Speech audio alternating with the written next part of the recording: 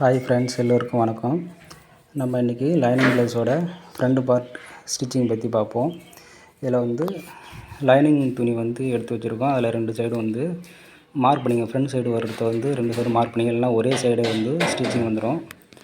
Mark பண்ணிவிட்டு main துணி வந்து இதுமாரி 2ஆக கட் பண்ணி எடுத்துக்கோங்க.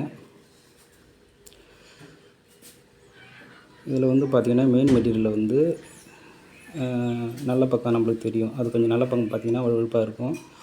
அது நல்ல பக்கம் வச்சு அதில் வந்து நம்ம மார்க் பண்ணிருப்போம். மார்க் பண்ண சைடை வந்து லைனிங் மேலே வைங்க. ஏன்னா மார்க் பண்ண சைடு லைனிங் மேலே வச்சா தான் ஆப்போசிட் கரெக்டாக வரும்.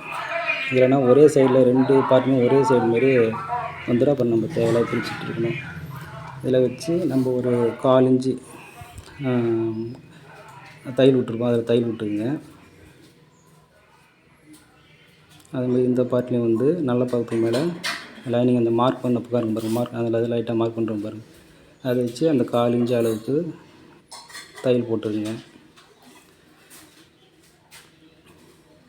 2 தையல் போட்டு எடுத்துக்கங்க. எடுத்துக்கிட்டு அந்த மீதம் உள்ள துணியை வந்து கட் பண்ணி விட்டுக்குங்க.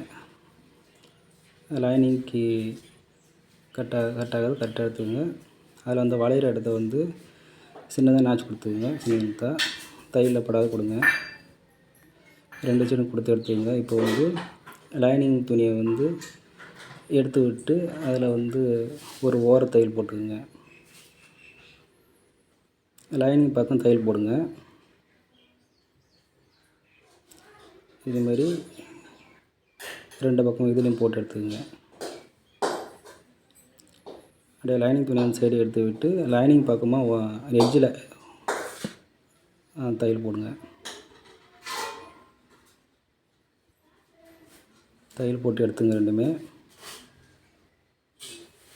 அப்புறம் திருப்பி பார்த்திங்கன்னா மெயின் மெட்டீரியல் சைடு வந்து லைனிங் துணி மடித்து உள்ளே எடுத்து விட்டு அதுலேயும் ஓரத்தில் ஒரு எட்ஜ் தையல் போட்டுக்குங்க. அதாவது லைனிங் வந்து வெளியில் தெரியாத நல்லா உள்ளே தள்ளி விட்டு நல்லா கீறி விட்டு ஒரு தையல் போட்டுங்க. லைனிங் சுற்றி தையல் போட்டுக்குங்க. ஒரு 1/4 இன்ச்சு அளவு விட்டு தையல் போட்டு எடுத்துக்கங்க.